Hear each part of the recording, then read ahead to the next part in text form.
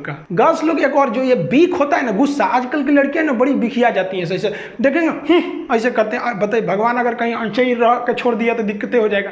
तो ऐसा बीख मत किया कीजिए। जिंदगी में जो इंसान अपनी जुबान पे कंट्रोल कर लिया ना कि हमको क्या बोलना है, और गुस्सा पे कंट्रोल कर लिया ना, पूरी दुनिया को जीत सकता है।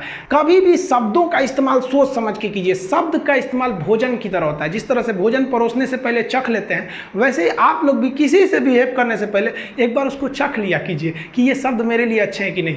एक बार क्या था कि हम क्लास में पढ़ाते हैं, लड़कियां लेट हो जाती, जो लड़कियां देख रही हैं उनको पता होगा, अगर लड़की गलती से भी क्लास में लेट आई ना तो उसको बहुत बोलते थे हम।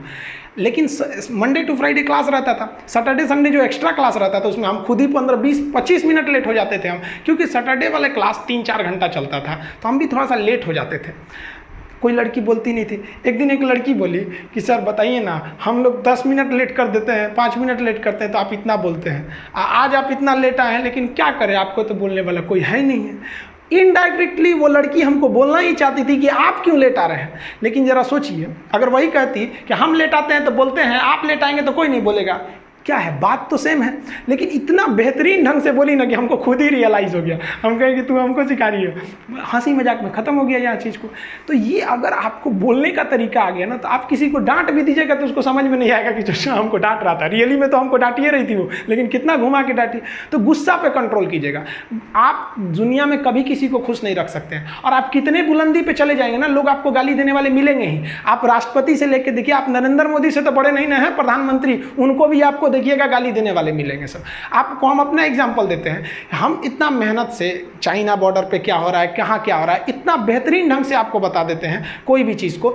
अभी क्या किया, एक लड़का कमेंट किए, देखिए इनका कमेंट देखिए, हम जानबूझ के आपके सामने लाए, लिखे कि साले पैसे की फंडिंग करके तू पाकिस्तान को ट्रांसफ़र करेगा। आप जरा देखिए, ये भाई साहब को मेरे लिए कुछ नहीं पता है। पटना में आज भी अगर किसी को ब्लड घट जाता है तो मेरे पास आता है, अनाथ बच्चों को हमारे पास भेज दिया जाता है। ये सब ये हमारे बारे में कुछ नहीं जानते हैं, ये अपनी मेंटेलिटी दर्शा रहे हैं यहाँ पर। अब एक नॉर्मल आदमी क्या रहेगा, या तो इसको भी गाली देगा या तो इसको ब्लॉक कर देगा। हम ना इसको गाली दिए ना इसे ब्लॉक कर दिए, इनको आराम से जवाब दिए कि भगवान ना करे बट लाइफ में आपको कभी मेरी हेल्प चाहिए हो तो बोलिएगा। आई एम इंडियन मुस्लिम, मुझे आपसे देशभक्ति की कोई सर्टिफिकेट नहीं चाहिए। आप बताइए, आप 100% कभी किसी को सेटिस्फाई नहीं कर सकते।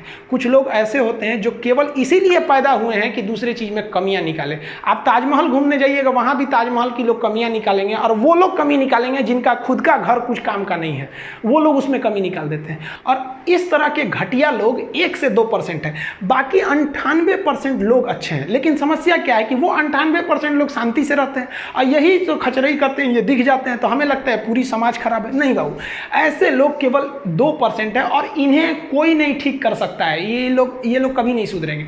तो ये हम हर जगह मिलेंगे, गांव में मिलेंगे, शहर में भी मिलेंगे, हर रिलीजन्स में ऐसे मिलेंगे। तो आपको ना बात करने का तहजीब होना चाहिए। जिस दिन आपको अपनी बुराई सहने की आदत हो जाए, आपको तकलीफ सुनने की आदत हो जाए, जिस दिन आपको कोई गाली दे और आपको गुस्सा ना आ जाए, याद रखिएगा उस दिन आप बड़े हो गए हैं। उस दिन समझ जाइएगा कि हाँ हम बड़े हो गए, अब नहीं। वरना ऐसा नहीं कि दाढ़ी मूंछ आ गए आप बड़े हो गए तो इससे बड़ा कहा जाता है। इंसान मेंटली बड़ा होता है। आपको पता है, ये भाई साहब मेरा फिर से रिप्लाई किए थे कि सॉरी सर हम आपके बारे में बोल दिए, लेकिन अगर हम इसे गाली देते तो ये फिर पलट के गाली देता, क्योंकि शुरुआत में ही गाली दिया हुआ था। तो सत्य और अहिंसा का मार्ग आज भी जिंदा है, केवल अपने जुबान पे आप कंट्रोल रखें।